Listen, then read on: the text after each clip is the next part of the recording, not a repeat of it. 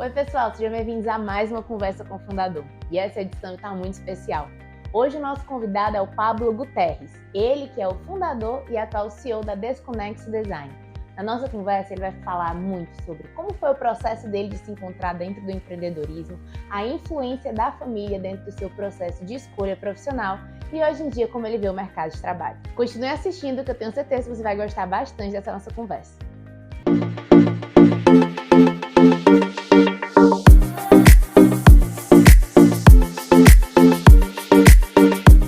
Sejam bem-vindos a mais um Conversa com o Fundador. E hoje a gente está com uma pessoa super especial, que eu já apresentei um pouquinho a história dele no começo do vídeo, que é o Pablo Guterres. Primeiramente, te agradecer pelo seu tempo, eu sei que é corrido, mas ele já é uma inspiração para a gente, que é da nova geração, que ele vai falar um pouquinho sobre como é que a gente pode empreender sem perder a nossa essência. E aí, Pablo, a primeira pergunta que eu queria te fazer é: como é que é a tua trajetória, né? Em que momento você realmente decidiu que queria empreender, fundar a Desconexo, né, que hoje em dia é uma referência aqui no Ceará. E aí eu queria saber como foi tua formação, dores, felicidades, conta aí um pouquinho pra gente da tua trajetória. Bom, Lívia, é um prazer imenso, os amigos e amigas do Instituto Empresarial, um prazer conversar com os jovens e com os jovens há mais tempo sobre empreendedorismo. Bom, contar essa história da minha jornada, apesar da minha bem preservada cara de jovem, é uma longa história, mas vamos começar do começo. Eu sempre digo assim, tentando trazer algo ou algumas coisas que sejam de benefício para quem nos escuta, eu sempre tento ser muito relevante em tudo que eu faço, mesmo nas pequenas coisas.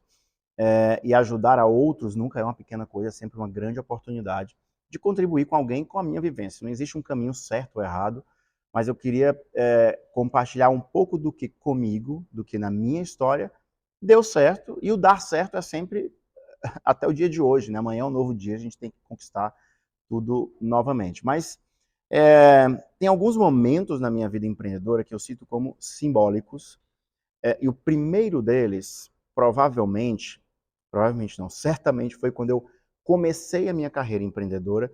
E aí eu vou só contar um pequeno contexto antes de como isso começou.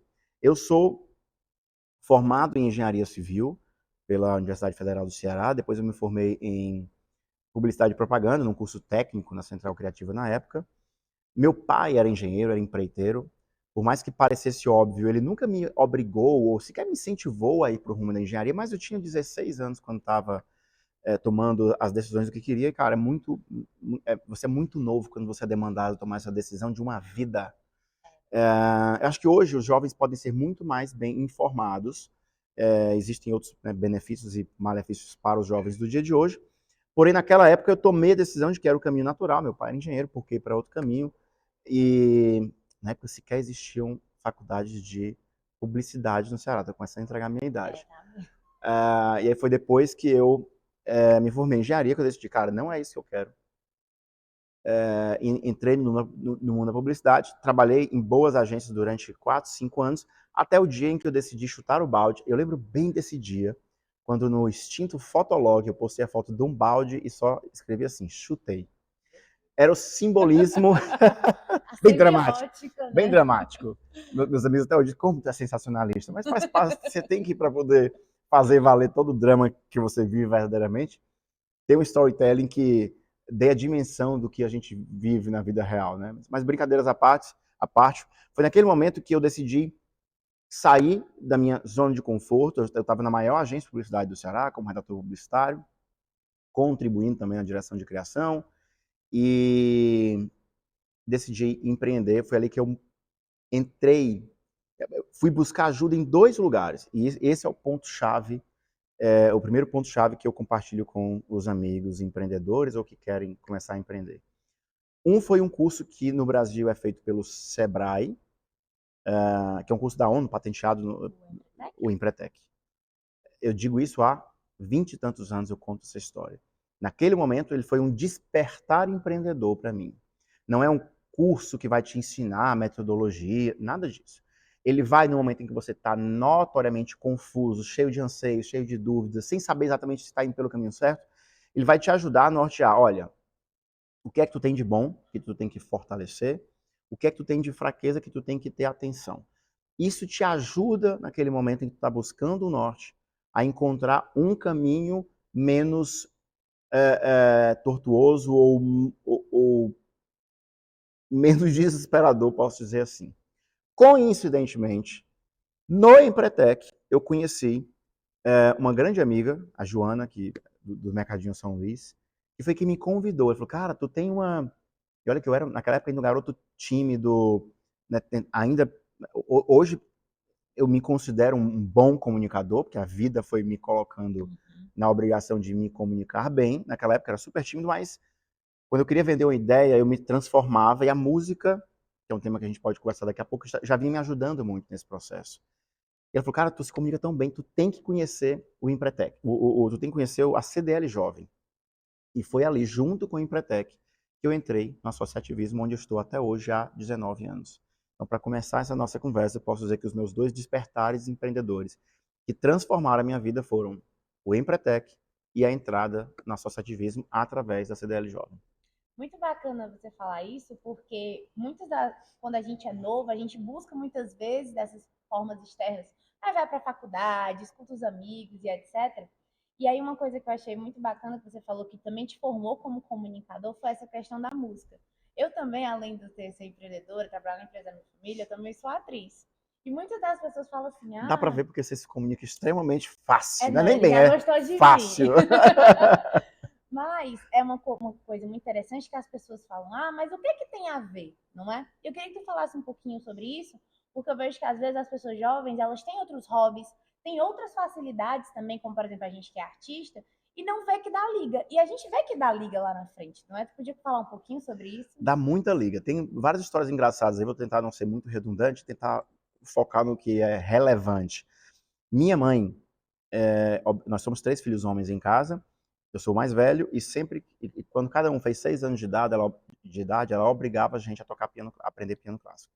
Quando eu conto essa história, ela fica pé da vida. Que eu não obriguei coisa nenhuma. Falei, obrigado, ainda ficava com o cinto do lado. Exagero. Mas naquela época, óbvio, com 6 anos de idade, você tem que ser direcionado mesmo pelos seus pais, a contragosto ou não. Óbvio que com 6 anos de idade a gente não queria ficar fazendo coisa, a gente queria quando quisesse tocar piano, mas aquilo foi pra gente muito importante. Hoje todos os 3 são músicos profissionais, ainda que eu fui músico profissional, me aposentei, então hoje eu faço saraus no domingo na casa da minha mãe para retribuir a obrigatoriedade que ela me fez ter aos 6 anos de idade. Meu irmão do meio é procurador, mas também é músico. E meu irmão mais novo segue na vida de músico profissional, engenheiro de som profissional. Então a música trouxe para a gente uma formação importante lá atrás. O piano clássico ele te obriga a ter disciplina. Existem vários estudos que falam do quanto você tocar piano cedo te reforça a tua cognição, a tua capacidade de matemática. Então tem vários poréns aí que acabam te ajudando sim na tua vida empreendedora. Lá na frente vão desdobrar na tua vida empreendedora, né? Bom, fiquei tocando piano clássico, mas era aquela coisa muito eu e a professora. Aos 12 anos, meus pais, que eram apaixonados, né, por música, mas não tocavam nenhum instrumento, meu pai me deu aos 12 um pandeiro, aos 13 um cavaquinho, aos 14 um violão e aos 18 uma guitarra elétrica. E foi aí que eu entrei no mundo da música. E essa história é muito legal. Sabe qual foi um dos meu primeiro show na vida? Não é da tua geração, Aldeia em Dom Luiz. Alguns dos amigos aí jovens há mais tempo certamente vão lembrar. E meu segundo show foi no Mercado Central de Fortaleza, tocando pandeiro por 4 horas para ganhar R$ 40 tocando para 4 pessoas. Meu Deus, o Tu povo tem noção do que é passava. tocar pandeiro 5 minutos?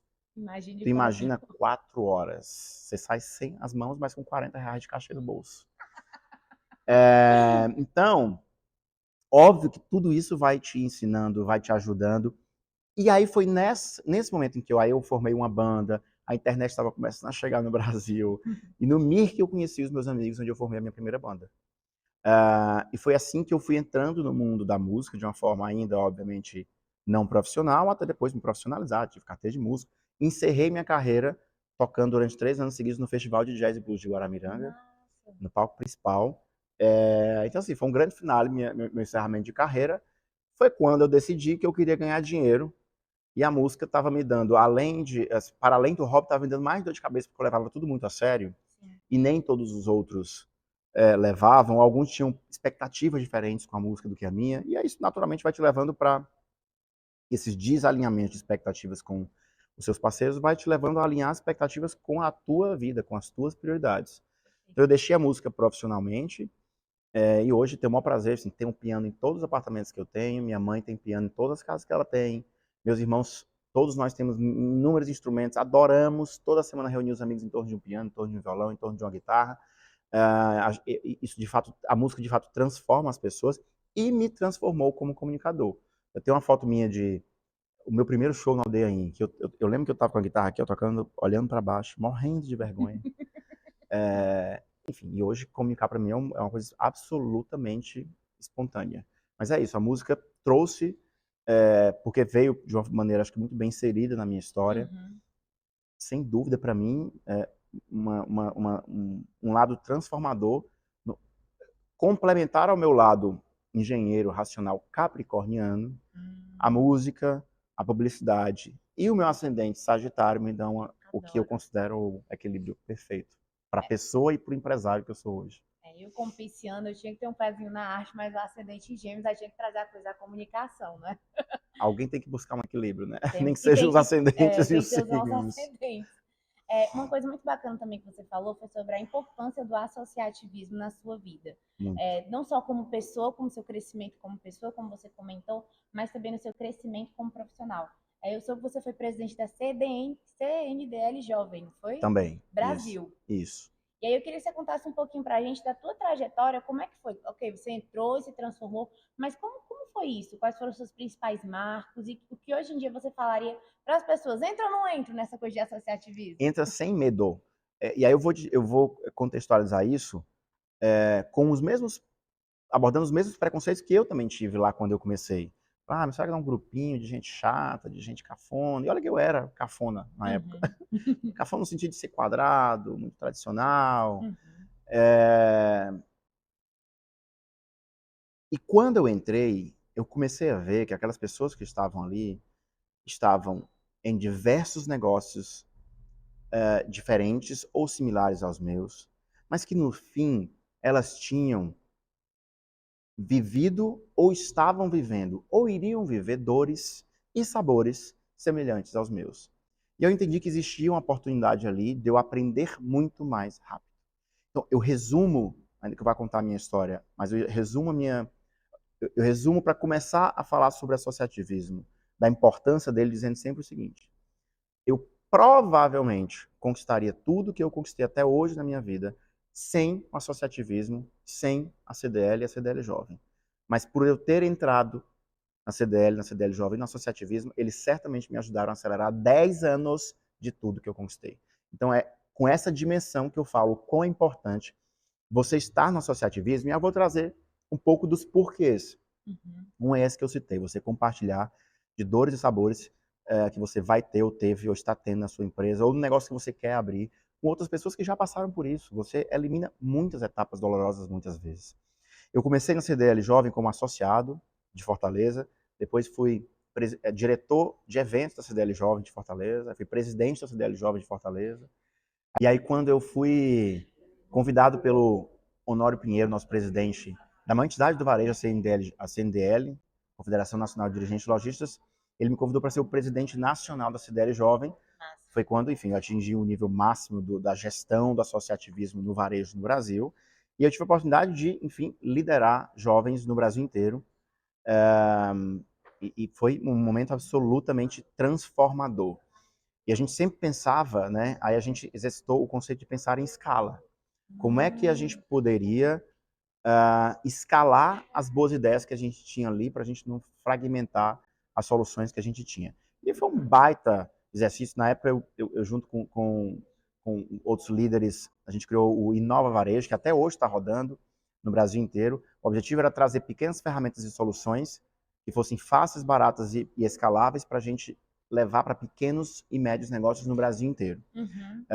E o Sebrae comprou essa ideia, a gente levou palestras e ferramentas do Brasil inteiro. Foi um trabalho muito lindo e que deixou um legado e que deixa até hoje para esses jovens empreendedores há mais tempo, mas que tinham estruturas pequenas. Então você tem uma capacidade no associativismo de se transformar e de transformar aos outros. Então, assim, na minha concepção, não tem motivo pelo qual você não usufruir de um caminho que pode acelerar o teu crescimento pessoal e o teu crescimento como cidadão, de compartilhar aquilo que já doeu em ti, que hoje tu pode compartilhar com outros como eu posso hoje estar conversando aqui com vocês. Massa. Uma coisa que eu queria também que você falasse um pouquinho, a gente está aqui, pessoal, nesse espaço tão bonito, eu até brinquei, eu falei, vai ser Lívia Recebe, mas a gente está aqui dentro da Desconexo, não é? E aí eu queria que você falasse um pouquinho, porque hoje em dia a Desconexo é uma referência quando a gente está falando não só questão, móveis, não, de sonhos aqui no Ceará. Que o pessoal diz que você vende sonhos, você vende uma ideia, uma coisa muito bacana. E eu queria saber como é que ela nasceu dentro de você, essa ideia, né? Como é que hoje em dia, porque hoje ela já está muito bem estruturada, ela é uma referência, mas de onde é que ela nasceu? Olha, apesar de eu ser um capricorniano naturalmente planejado, nem todo esse processo foi exatamente planejado, mas ele começou com algum plano. E acho que é um ponto fundamental. E aí eu vou trazer uma contribuição aqui, né? Essa geração dos 20 a 30 anos hoje, que tem a oportunidade de ter muitas coisas incríveis e tem muita gente transformando com coisas boas, naturalmente também é uma geração que está condicionada a outros poréns bastante desafiadores, né? A gente fala que a geração do neném, que muitos deles Nem nem estuda, nem estuda nem trabalha. trabalha. Isso é tão preocupante, porque é uma geração que nasceu vendo um mundo muito veloz, de soluções muito velozes, muitos condicionados a achar que a vida instagramável é uma vida que vai transformar a tua vida, como transformou a de 2 ou 3 pessoas que ele conhece por perto e transformou no curto prazo. Mas o foco, o que eu quero dizer, o que eu digo para os meus amigos nessa faixa etária, que fazem parte do neném, é o seguinte: eu entendo toda a ansiedade que também já existia na minha época, existe em todas as gerações, só que nessa ela está condicionada a uma preguiça diferente. Uhum. Então, os pontos de atenção precisam ser muito maiores. Então, eu digo o seguinte, cara, errar é doloroso e às vezes custa caro, mas é melhor que você erre tentando do que nem trabalhando, nem estudando. Uhum. É o primeiro ponto, erre tentando e não esperando a coisa milagrosa que vai transformar a tua vida num clique do Instagram ou do match do Tinder. E a, me relembra, me retoma o fio da meada, a gente estava Falar sobre a falando Desconexo, como da você chegou. Desconexo. Quando o meu projeto de conclusão do Empretec já foi a Desconexo. E aí por isso que eu digo que ele é transformador. Você fica 7 dias sendo, enfim, testado nas suas habilidades, ao final você tem que vender alguma coisa. E lá eu criei na época camisetas customizadas para vender. A Desconexo nasceu com uma marca de moda. No começo a gente tinha design de moda. No começo a gente tinha como objetivo vender roupas customizadas. O negócio foi amadurecendo, a gente foi focando o negócio em malharia masculina, estampas divertidas. A gente passei por muitas dificuldades ali no segundo e terceiro ano. Estava endividado, porque eu estava justamente testando, errando. Custou caro. Naquela época do meu comecinho, tinha o meu pai para me ajudar nesse erro, né, a balancear isso aí. Então eu tive esse benefício dos meus pais. E sempre, meu pai sempre foi muito duro na cobrança, mas ele, por outro lado, ele contribuía, ajudava, mas ele cobrava muito em troca. Até o momento em que a gente, 8 anos depois, entendeu que o negócio tinha tido um crescimento, mas eu via que a malharia não ia me levar a um lugar muito distante. A gente chegou a distribuir para uma grande empresa de varejo no Brasil, foi o principal fornecedor deles. Eu comecei esse processo de transição, de expandir o negócio, até que eu abri a 4ª marca na época, que era a Desconexo Design. Uhum. Isso há 11 anos atrás. Quando a Desconexo Design a gente abriu, era a nossa primeira operação de varejo. Até então eu era industrial, né? Eu tinha confecção, mas já estava numa entidade do varejo. Então fui aprendendo com os varejistas como me tornar um lá na frente. Uhum. Então quando eu abri o negócio de varejo, já estava bem mais amadurecido, já estava convivendo no ambiente de varejo, já tinha errado e acertado no meu negócio. Quando a Desconexo Design abriu, que começou a ver que poderia dar certo, meu pai teve um problema de saúde muito sério, que fez com que todos os filhos e a família tivessem que se aproximar mais dele, eu decidi que eu tinha que focar o meu negócio naquele momento.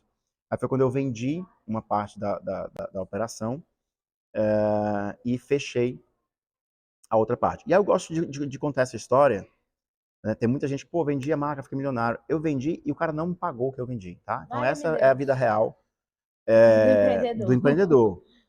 E aí foi um baita aprendizado, né?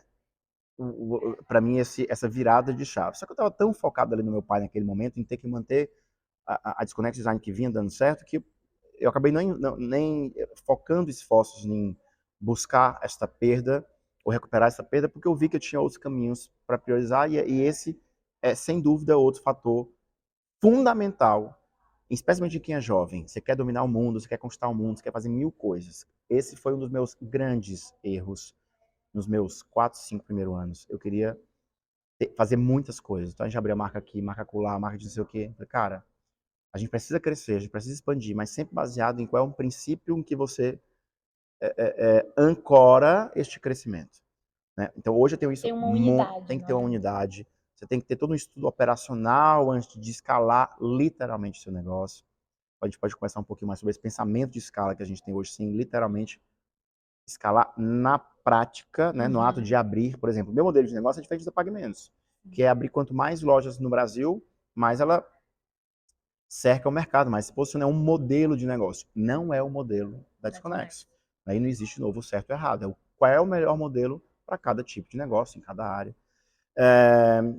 Bom, e aí a Desconexo começou a crescer a partir daí. A gente começou com uma loja de móveis customizados, então a gente foi indo, né, tendo uma linha de identidade muito parecida, até que se posicionou hoje no mercado como a loja que tem uma curadoria, talvez sou pretensioso dizer que tem a melhor curadoria do Brasil, ainda que eu acredite muito nisso, mas a gente tem uma curadoria bastante sólida e consistente, que vem a partir de um olhar que eu construí, né, não só pelas minhas viagens por mais de 100 países, que é um outro tema que as pessoas também sempre gostam de falar, e como que eu trago isso para a minha vida empreendedora, o meu olhar de pesquisa, o meu olhar de curadoria, o meu olhar de curioso, e como que eu fui trazendo isso para dentro do negócio ao longo do tempo, com os garimpos, com os storytellings, com as entrevistas, com as pesquisas, trazendo esse conteúdo relevante para transformar a vida das pessoas, e tudo isso se desdobra no propósito da Desconexo hoje, que é o de transformar casa em lar. Então, esse é o grande propósito em cima do qual a gente baseia o nosso storytelling, toda a história que a gente conta para o cliente. A gente não está aqui nunca para vender o que é mais caro, mas para entender o que é a necessidade dele e, em cima das verdades que a gente conhece, compartilhar para entender qual a verdade que faz sentido com a vida dele. Eu acho muito, desculpa te cortar, mas eu acho muito bacana quando você fala, porque hoje em dia a Desconexa é um pedação do Pablo, da história do Pablo. Então ela nasce lá do Empretec, da sua história como empreendedor, e você não perdeu a sua essência.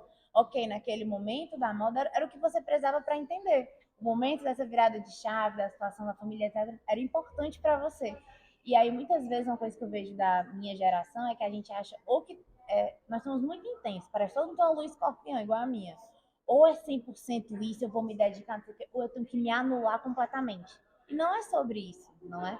É, na verdade, a gente poder juntar os nossos pedaços e costurar um grande retalho. É isso aí. Você falou muito bem. E para a geração mais jovem, cara, ao passo em que é uma geração, em geral, mais acomodada, né, e não estou generalizando, é uma geração mais acomodada. Por outro lado, é uma geração que tem acesso à informação como ninguém. Como ninguém.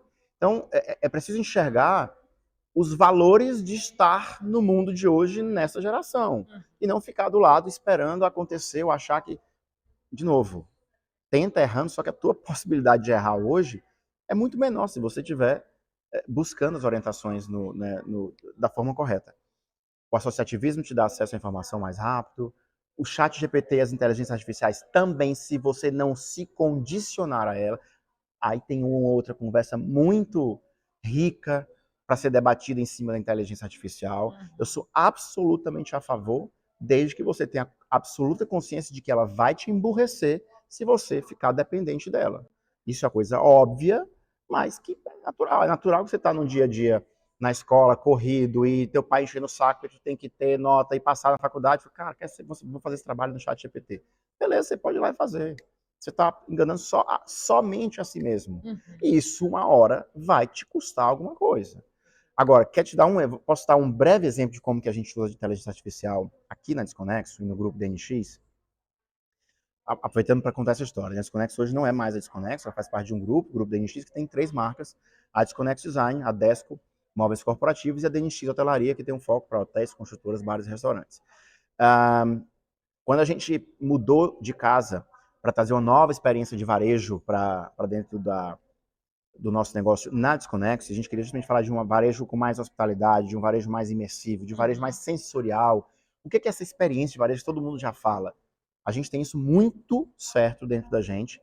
E tudo isso que a gente traz para cá está alinhado àquele propósito que a gente fala, que é o de ajudar o nosso cliente a transformar a casa em lar. O que está por trás de tudo isso?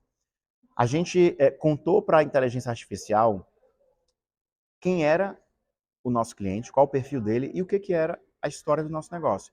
E pediu que ele propusesse para a gente uma trilha sonora com 50 músicas para ser a nossa trilha sonora oficial. Significa que a gente ficou dependente do que ela disse? Não, mas olha que incrível.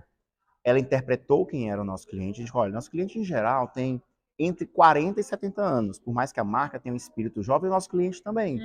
E a gente descreveu o nosso storytelling e quem era o perfil do nosso cliente. E aí sabe o que a inteligência artificial propôs? Uma trilha sonora com 50 clássicos da música, mas cantados por jovens cantores. Olha que genial. Aí o que a gente fez? Aí a gente acelerou o processo, a gente trouxe isso para a escala humana. Vamos escutar essa trilha sonora agora e ver o que faz sentido? E daquelas 50, a gente tirou umas 13 que a gente achou que não faria sentido, e todo dia a gente incorpora uma coisa nova que a gente acha que faz sentido dentro daquela história. Mas olha a diferença de pensamento. Em vez de eu faz um orçamento, contrata alguém, manda o briefing, começa a vai durar o quê? 20 dias, 30 dias, a gente não tinha tempo para inaugurar o negócio. Em 30 minutos a gente resolveu esse problema ou buscou essa solução sem usar o talento humano da curadoria, mas usufruindo do que a inteligência artificial poderia nos ajudar a acelerar aquela necessidade. Pablo, o papo tá assim, ó, por mês passar umas 4 horas, aí vai ter que ter uma parte 2 do Conversa com o Fundador, mas a gente tem que encerrar, mas assim, eu queria primeiramente te agradecer, é muito inspirador ouvir uma pessoa, e jovem, viu? É fundador, mas é jovem. Jovem há mais tempo, ele é mais jovem jovem. há mais tempo, mas ele é jovem, intacto, ouvir isso, e é muito inspirador para mim, também estou no começo da minha jornada como empreendedora, né? O Conversa com o Fundador, ele é uma das minhas vertentes de negócio, e eu vejo isso como uma oportunidade de ajudar as pessoas também do meu meio, né? E aí, para a gente poder encerrar, eu queria te pedir uma palavra. Eu acho que você já deu várias dicas para essa nova geração, acho que você deu várias dicas para o pessoal jovem há mais tempo, como a gente está falando. Mas eu queria te pedir uma dica final, assim. O que você falaria, talvez, para o Pablo de 20 e poucos anos? Ai, difícil ou fácil. Muitas coisas, mas caramba. Olha, eu tenho muito orgulho da minha história, mas ela não é uma história só de coisas bem-sucedidas. De novo, sucesso eu tenho que amanhã acordar e buscar ele de novo. Agora, sabe uma coisa que hoje eu vejo? Duas coisas. Que hoje eu vejo com olhos diferentes do que eu vi quando eu estava começando. Quando você está começando, você tem menos informação, você tem muito mais ansiedade, você tem muito mais cobrança de terceiros. A cobrança ela não deixa de existir, mas ela passa a ser uma cobrança sua, em geral, né? Mas duas coisas. Um é o valor da faculdade. Eu me formei em engenharia civil odiando e querendo matar todo mundo. Hoje, eu entendo que de engenharia eu não sei absolutamente nada. Eu não sei colocar tijolo sobre um tijolo. Mas hoje eu entendo o valor que a engenharia me ensinou, que foi a minha capacidade de raciocínio, a minha capacidade cognitiva, a minha capacidade lógica, que hoje é indispensável para o meu negócio. Então, existe sim um valor absolutamente difícil de perceber quando você está lá.